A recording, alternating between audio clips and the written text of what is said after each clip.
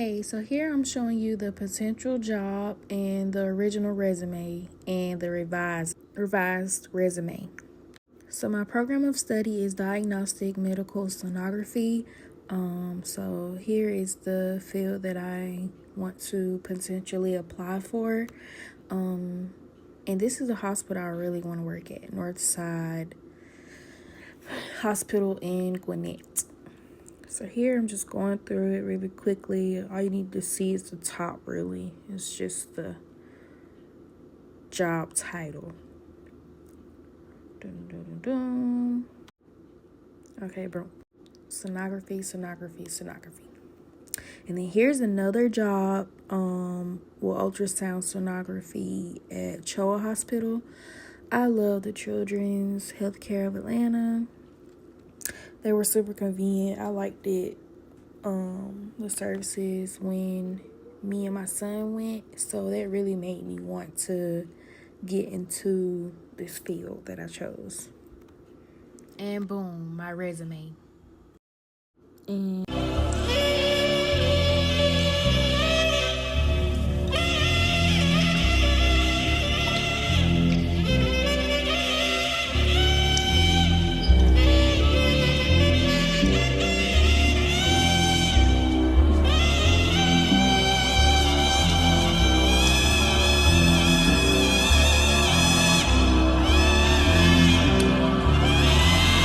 oh my god, that sound take me out every time. But this is my updated resume. Our resume is not supposed to have our date of birth listed, per photographs, nationality, religion, family details, address, cities, personal social media, none of that. It's not supposed to have any of that on there. Your resume should not have bias on it. So I created this resume. I hope it's clear and you can see it side by side. Yeah. I didn't put the graduation year, any of my school. I did put my school email. That's the only thing that I was like iffy about, because they're gonna see a student at Gwinnett Tech. But in future references, I'll have a more updated professional resume.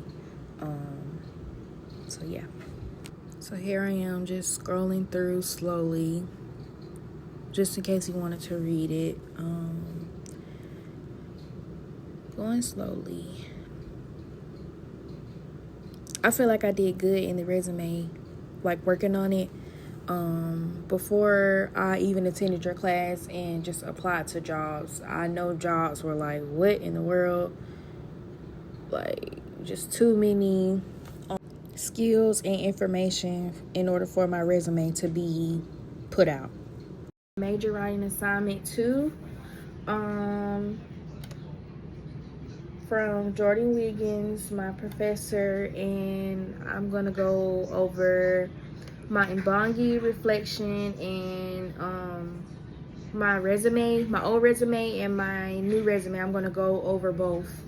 I don't have the physical old resume, so I'm just gonna have to screen record and then do a voiceover for that part later in the video. You'll see. So yeah, here we go. Okay, starting with Mbangi application. Use 2 items from each Mbangi list. So I chose for the first Mbangi, it is titled Rhetoric and Composition. So I chose Mbangi for the first definition. I put Mbangi is a learning circle and it is a community coming together. We solve challenges, share knowledge, and build relationships. And then for the second one, I chose communication model. Excuse me. I put, what did I write? It is a structured framework that visually, or I can't pronounce that word. I got this from Google. Sorry. It is a structured framework that visually breaks down the process of how information flows between a sender and receiver.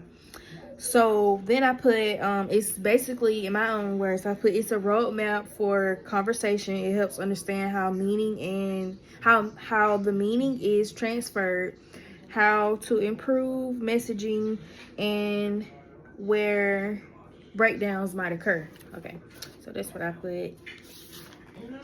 And for Mbangi and communication model, I just use these definitions because it's what we've learned overall. How to be rhetoric and understand composition throughout the whole summer semester. I will explain like in the end, like how all of the definitions that I chose, like how they come together for both resumes, like from the resume that I chose, that I just hurried up and did on Indeed, to how I created my updated or professional resume, like how it reflects on what I learned from you, and just how like better it is. It's not gonna be perfect, I feel like, but in the end it will be perfect. Like once I get closer into my field, so yeah. For the second Mbangi, it was titled Media Literacy and Social Media. For the first definition, I chose present bias. And I want to put something in here. So before, like, when we were doing our 3 Mbangis, we learned citing like afterwards. So my citing for the first 3 Mbangis, I used Google.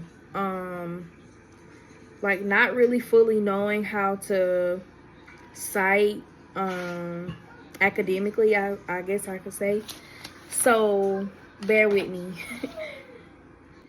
Okay, so back to my second term. My second Mbangi that I chose, and I'm gonna go present bias. Sorry, I lost my place. So present bias, I put psychological tendencies to disproportionately favor immediate rewards over larger delayed rewards. So prioritizing long-term benefits is what I put. And then for me to understand it, like I have to put examples. So I put what did I put? Hitting the snooze button instead of waking up from an early morning workout. Okay, so for my second term, I put media literacy. Media literacy is the ability to access, analyze, evaluate, and create media in a variety of forms. It empowers people to think critically about information they consume. Okay, so the next Mbangi is titled Business Rhetoric. The term that I chose is not really a term, but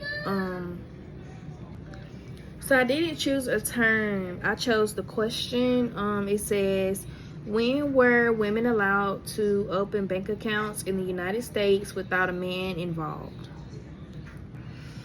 Okay, so women gained the legal right to open bank accounts and access credit without a male co-signer in 1974 with the passage of the Equal Credit Opportunity Act.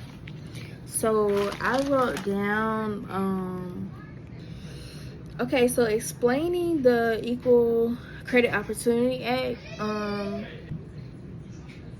it is a federal law that makes it illegal for lenders to discriminate against people when they apply for credit. It ensures that everyone has an equal chance to obtain credit and access business loans, personal loans, mortgages, auto loans, credit cards, just a bank in general. They cannot deny or treat anyone differently because of their race, color, religion, sex, including gender, marital status, age, Okay, so for the business Redick, my second term that I used was resume bias by humans. So I put it refers to unconscious shortcuts and prejudgment recruiters make when evaluating job applications, driven by factors like names, education, and gaps in employment. So now I'm going to do the reflection of learning. It says conduct your video by reflecting on what you have learned in this class so far. So I just put my communication has shifted in a positive way. I'm more comfortable with my communication skills. I'm working on that. I have to work on my grammar and pronouncing words correctly. Like, I just have to practice to get better. I have to practice words that I don't know. I'm very open-minded to learning new things now. I like working in groups. It's just better to get other people's opinions and work together in groups, and then I just go back and reflect on my work and what I think. So yeah. I'm glad we worked in groups, and I'm actually grateful for all the work that you gave us, because it gets our brains going. Like, we've definitely did critical thinking. And then I put understanding Redick means understanding how people use communication to persuade, inform, or influence an audience. Rhetoric is ethos, pathos, and logos. Ethos is credibility, pathos is emotion, and logos is logic. It recognizes beyond this course, my knowledge and learning from this course will prepare me for. Beyond this course, my knowledge and learning from this course will prepare me for my future job. I will have to summarize and give diagnostics to physicians and doctors in my field. So I have to learn communication skills. I definitely have to learn terminology. I have to really focus on that. And learn at least how to summarize and take good notes to communicate to doctors and nurses and anybody else. And beyond this course, I will use what I learned in this class, like as far as communication and stuff. Like, I will use everything that I learned and take it with me to my next class. My next classes are in the fall, and I have to take intro to psychology, so I know it will be similar to the stuff that I learned in this class as far as communication, style of writing, and stuff like that. And I had to jump back and do my citing. I can put it on a voiceover as well, but the Equal Credit Opportunity Act, I got that from chasebank.com. I actually Googled it, and then I clicked on the link, and it popped up Chase Bank. Like, it gave the history of it, the meaning of it, and like it's like the website is persuading you to get Chase Bank. So I felt like it was credible because they're trying to bring you in. And then the majority of my stuff, like before we actually went into deep citing and like actually knowing how to properly cite, I use Google. So I use Google, and then whatever was at the top, like that's what I use, and then I would put it into my own words. So that's how I cite it. And that's the end. Thank you.